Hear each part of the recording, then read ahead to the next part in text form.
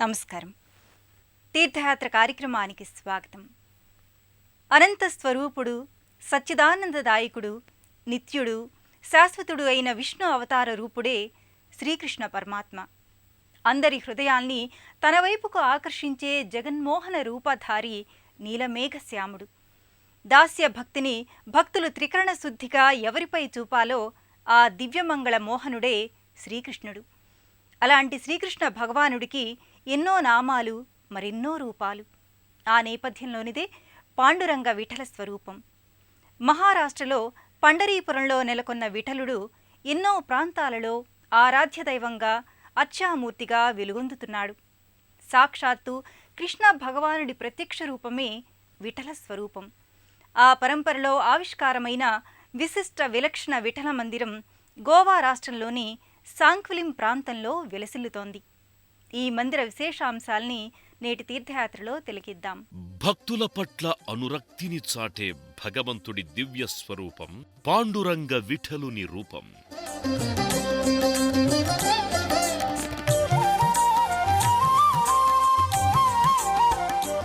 మధుర భక్తి తత్పరతకు మహత్తరమైన అవతార దర్శనం. పండరీపురంలో వెలసిన పురుషోత్తమ విఠలుని ఆలయ ప్రతిఫలనం గోవాలోని శాంక్విలిం విఠల్ మందిరం. కృతి అందాల సీమ గోవాలో వెలసిన కృష్ణ పరమాత్ముని విలక్షణ సన్నిధానం గోవా విఠల్ మందిరం. గోవా ఈ పేరు చెప్పగానే అందమైన ఆహ్లాద భరితమైన ప్రకృతి సౌందర్యం, సముద్ర తీరాల శోభ కళ్ల ముందు కదలాడుతుంది. గోవాలోని ఉత్తర దక్షిణ ప్రాంతాలలో ఎన్నో సముద్ర తీర ప్రాంతాలు ప్రతినిత్యం పర్యాటకులతో కళకళ్లాడుతుంటాయి. తీరాన్ని అందుకోవాలని ఉబలాటపడే సముద్ర కెరటాలు, జలతారులా మిలమిల మెరిసే ఇసుక తిన్నెలు, పచ్చదనాన్ని పులుముకున్న ప్రకృతి సోయగాలతో గోవాలోని సముద్ర తీర ప్రాంతాలన్నీ ఓ రసార్ణవ జగత్తును ఆవిష్కరిస్తాయి. ప్రభో విఠల, హరే విఠల, జయ విఠల అంటూ భక్తులు నోరార ఆర్తిగా కీర్తించుకునే పండరీపురవాసుడు పాండురంగ విఠలుడు. శ్రీకృష్ణ స్వరూపమంటే వ్యత్యస్థ పాదార బిందునిగా, మురళీ గానలోలునిగా, గోపాలదేవునిగా, వివిధ ఆకృతులలో అర్చామూర్తిగా భక్తులకు దర్శనమిస్తాడు స్వామి. కాని ఆ రూపాలలో విశేషమైన రూపమే పాండురంగ విఠలుని రూపం. రాజస్థానీ సంస్కృతి సంప్రదాయాలతో, అక్కడి భవన నిర్మాణ శైలితో గోవాలోని శాంక్విలింలో విఠల్ మందిరం భక్తులను ఆకట్టుకుంటున్నది. 2 అంతస్తులతో కూడిన ఈ మందిరం వర్ణరంజితమైన అర్ధవర్తులాకారపు గోపురాలతో అలరారుతుంది. శ్వేతవర్ణం, జేగురు వర్ణం కలగలిసిన వర్ణమయ శోభితమైన కట్టడాలతో మందిర లోగిలి భక్తులకు ప్రశాంతత భావనను చేకూరుస్తుంది. వల్వంత్ నదీ తీరం, ఆ తీరాన్ని ఆనుకొని ఉన్న వృక్ష సముదాయం, చుట్టూ అలముకున్న ఆకుపచ్చదనంతో ఈ మందిర వాతావరణ నేపథ్యం హృదయంగా, హృదయానంద సంభరితంగా భాసిల్లుతుంది. 1942వ సంవత్సరంలో పునర్నిర్మించిన ఈ మందిరం ప్రస్తుతం మనం వీక్షిస్తున్న రీతిలో అన్ని హంగులతో ఆధ్యాత్మికత ప్రస్ఫుటమయ్యే రీతిలో గోచరమవుతోంది. జయ పాండురంగ ప్రభో విఠల, జగదాధారా జై విఠల, పాండురంగ విఠల, పండరినాథ విఠల అంటూ భక్తులు నోరారా విఠల స్వామిని సంకీర్తిస్తారు. విఠల అనే పదం కన్నడ భాషకు సంబంధించినది. విఠోబాగా మహారాష్ట్రలోని పండరీపుర నాథుణ్ణి భక్తులు వ్యవహరిస్తారు. పేరేదైనా ఎన్నో పెన్నిధుల్ని అందించే కృష్ణ పరమాత్మ స్వరూపమే విఠలుడు. 600 సంవత్సరాల క్రితం నిర్మితమైన విఠల్ మందిరం దినదిన ప్రవర్ధమానమవుతూ సౌందర్య శోభను సంతరించుకుంది. 1942వ సంవత్సరంలో ఈ మందిరాన్ని సంపూర్ణంగా జీర్ణోద్ధరణ చేశారు. ప్రశాంతమైన ఆధ్యాత్మిక వాతావరణానికి అచ్చమైన చిరునామాగా భాసిల్లుతుంది. ప్రకృతి చిత్రీకరించిన అత్యద్భుత సహజమైన వర్ణార్ణవ చిత్రం గోవా. అలల సవ్వడులు, తీరాలలో పాలనురగలతో సందడి చేసే అల్లరి కెరటాలు, ఇలా ఓ ఆనందభరిత దృశ్య కావ్యంగా గోవా సముద్ర తీరం కనువిందు చేస్తుంది. గోవాకు 125 కిలోమీటర్ల తీరరేఖ ఉంది. అంతర్జాతీయ పర్యాటకులు గోవా సముద్ర తీరాన్ని ఎక్కువగా సందర్శిస్తారు. ల్యాండ్ ఆఫ్ బీచెస్ గా గోవా పేరుగాంచింది. ఉత్తర గోవాలోని సముద్ర తీర ప్రాంతాలన్నీ ఎక్కువగా పర్యాటకులతో కళకళలాడుతుంటాయి. కోలా, కలాన్ గుటే, బాగా, అంజునా, మాండ్రమ్ వంటి బీచ్లు గోవాలో ఎక్కువగా ప్రాచుర్యం పొందాయి. తెల్లగా మెరిసే ఇసుక తిన్నెలు, నీల సముద్ర కెరటాలు, అహో అనిపించే అరేబియా సముద్ర అందాలు చూపరులను మంత్రముగ్ధుల్ని చేయకమానవు. మాండ్రమ్ బీచ్లో సూర్యాస్తమయ వీక్షణ అద్భుత అనుభూతిని కలిగిస్తుంది. సముద్రంలో అలల అంచున ప్రశాంతతను, ఉత్సాహాన్ని అందుకుంటారు పర్యాటకులు. కేవలం పర్యాటకంగానే కాక ఆధ్యాత్మికపరమైన ఎన్నో విశేష సందర్శనీయ ప్రదేశాలకు గోవా పెట్టింది పేరు. ఆ నేపథ్యంలోనే శాంక్వలింలోని శ్రీ విఠల్ మందిరం. రాజస్థాన్లోని ఉదయ్పూర్ నుంచి తరలివచ్చి గోవాలో స్థిరపడిన రాణే వంశీయులు 6 శతాబ్దాల క్రితం గోవాలోని సాంక్వెలింలో విఠల్ మందిరాన్ని నిర్మించి అభివృద్ధి చేశారు. వల్వంత్ నదీ తీరంలో ఉన్న ఈ ఆలయం సంపూర్ణంగా ఉత్తర భారత మందిరాల నిర్మాణ శైలిలో ఉంటుంది. అరేబియా సముద్ర తీరాన అమందానంద భరితంగా అమరిన ఈ విఠల మందిరంలో విఠలస్వామి రుక్మిణీ సత్యభామ సమేతంగా దివ్య ప్రభా భాసితంగా దర్శనమిస్తాడు. ఉత్తర భారతదేశంలో విఠల సంప్రదాయానికి ఎంతో ప్రాధాన్యత ఉంది. కృష్ణ భక్తులు విఠలుణ్ణి శ్రీకృష్ణుడిగా ఆరాధిస్తారు. బాలకృష్ణుని రూపంలో విఠల భగవానుడు గోచరమవుతాడు. గర్భాలయంలో రుక్మిణీ సత్యభామ సహితంగా విఠల్ మహారాజ్ మహత్తరంగా దర్శనమిస్తాడు. నడుంపై 2 చేతులు ఉంచి రాజఠీవితో విఠల స్వామి భక్తాభీష్ట వరదాయకుడిగా రంజిల్లుతాడు. వెండి మకర తోరణయుక్తంగా రజత సింహాసనంపై విఠల స్వామి ఇరుదేవేరులతో భాసిల్లుతున్నాడు. శ్రీవిఠలం కృష్ణస్వరూపం కష్టనివారకం ఇష్టఫలదాయకం రుక్మిణీ సత్యభామా సమేతం శ్రీవిఠల పరమానందం విఠోబా విఠలజీ, విఠల్ మహారాజ్, విఠల్ మహాగురు వంటి వివిధ పేర్లతో విఠలుడు భక్తుల పూజలందుకుంటున్నాడు. విఠల స్వరూపం శ్రీకృష్ణ స్వరూపాలలో అత్యంత ఆనందప్రద రూపంగా ప్రస్తావిస్తారు. కలియుగంలో భజన సంకీర్తనం ద్వారా కలిదోషాల నుంచి విముక్తులు కావచ్చు.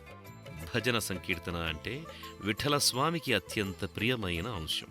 కలౌ నామ సంకీర్తనం అన్నట్టుగా కలియుగంలో తాను భజన సంకీర్తనకే సుప్రసన్నున్నవుతానని విఠలుడు ప్రకటించాడు. భక్తుల భజనల్ని ఆనందంగా ఆస్వాదిస్తున్న రీతిలో నడుంపై 2 చేతులతో దర్శనమిస్తాడు స్వామి. పాండురంగ హరి జై, జై రామకృష్ణ హరి జై జై, విఠల విఠల పాండురంగ మురహర భవహర వంటి భజనలతో స్వామిని సభక్తికంగా కీర్తిస్తారు భక్తులు.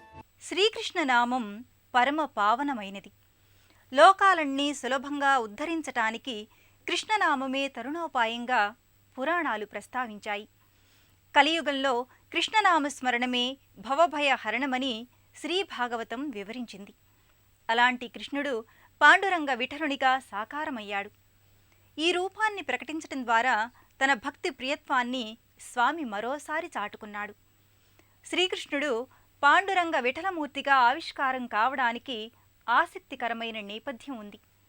ఈ గాథ శ్రీకృష్ణలీలా సంవిధానాన్ని కమనీయంగా ప్రకటిస్తుంది. విఠలస్వామి రూపావిష్కార నేపథ్యం, ఆ దివ్య చరిత్రం ఎంతో ఆసక్తికరం. మసనదేవ మత్తాబాయి అనే దంపతులకు పుండరీకుడు అనే కుమారుడున్నాడు. పుండరీకుని తల్లిదండ్రులు కృష్ణ పరమాత్మను నిత్యం పూజిస్తుంటారు. ఒకానొక సందర్భంలో పుండరీకుడు తన తండ్రికి పాదసేవ చేస్తుండగా కృష్ణుడు స్వయంగా వచ్చి తన చెంతకు రమ్మని ప్రత్యక్షంగా ఆహ్వానిస్తాడు. అయితే తాను తన తండ్రికి పాదసేవ చేస్తున్నానని కాసేపు ఆరుబయటే వేచి ఉండమని చెప్పాడు పుండరీకుడు. తండ్రి పట్ల అతనికున్న అనురక్తికి భక్తికి పులకితుడైన శ్రీకృష్ణుడు పుండరీకునికి దివ్య దర్శనాన్ని అనుగ్రహించి అదే శిలపై బాలకృష్ణమూర్తిగా కటిపై 2 చేతులతో స్వయం వ్యక్తమూర్తిగా ఆవిష్కారమయ్యాడు అంటారు. మధురాధిపతే అఖిలం మధురం అనే రీతిలో శ్రీకృష్ణ స్వరూపం ఆశాంతం మధురాతి మధురం.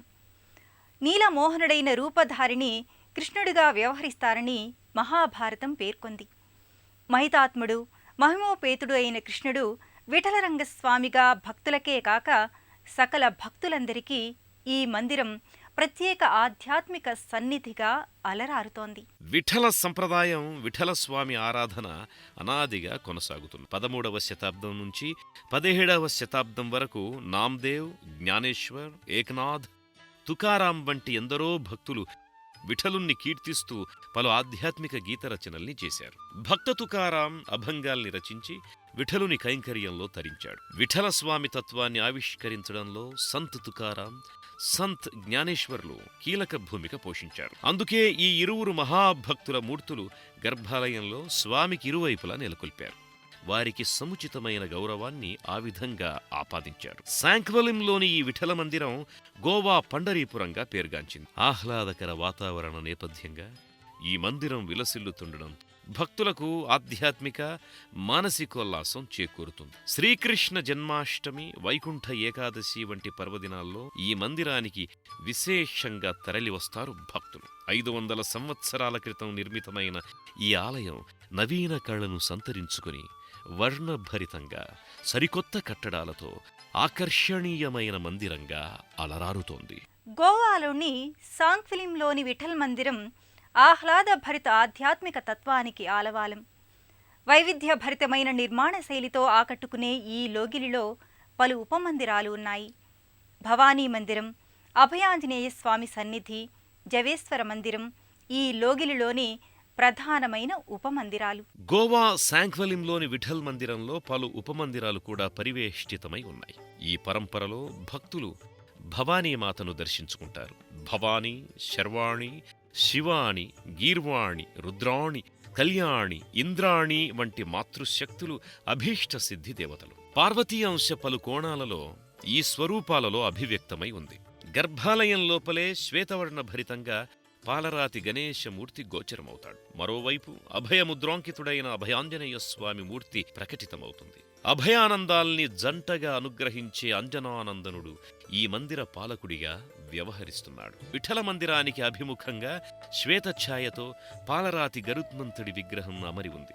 ఇదే మందిర లోగిలిలో సిద్ధేశ్వర స్వామి సన్నిధి ఉంది.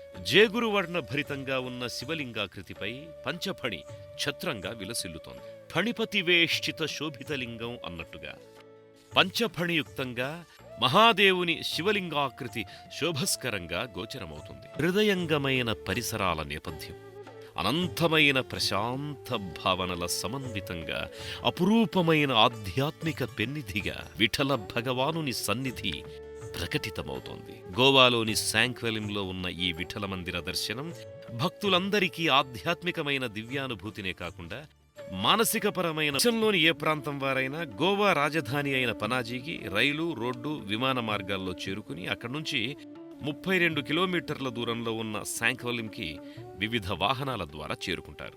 హైదరాబాద్ నుంచి బయలుదేరే యాత్రికులు మహబూబ్ నగర్, లింగ్సూగూర్, బాగల్కోట్, బెలగవిల మీదుగా ఈ శాంక్వలిం క్షేత్రానికి చేరుకుంటారు. విజయవాడ నుంచి వెళ్లే తీర్థయాత్రికులు సూర్యాపేట, హైదరాబాద్, దేవసూగూర్, లింగ్సూగూర్, బాగల్కోట్, బెలగవిల మీదుగా శాంక్వలింకి, అక్కడ విరాజిల్లుతోన్న విఠలుని మందిరానికి చేరుకుంటారు. నన్ను ఆశ్రయించిన వారికి సంసార సాగరం అనే జలనిధి లోతు కేవలం నడుము వరకే అనే రీతిలో విఠలుడు నడుముపై 2 చేతులతో గోచరమవుతాడు. శ్రీకృష్ణ అవతారంలోని విఠలతత్వం ఎంతో విశేషమైనది. ఆత్మజ్ఞానం, నిత్యానందం, జీవన సార్థకతలకు విఠల స్వరూప ఆరాధనే తరుణోపాయం. అలాంటి విఠలునికి వందన సిరి చందనాలు సమర్పిద్దాం. మరో క్షేత్ర సందర్శనంతో తీర్థయాత్ర కార్యక్రమంలో కలుసుకుందాం. నమస్కారం.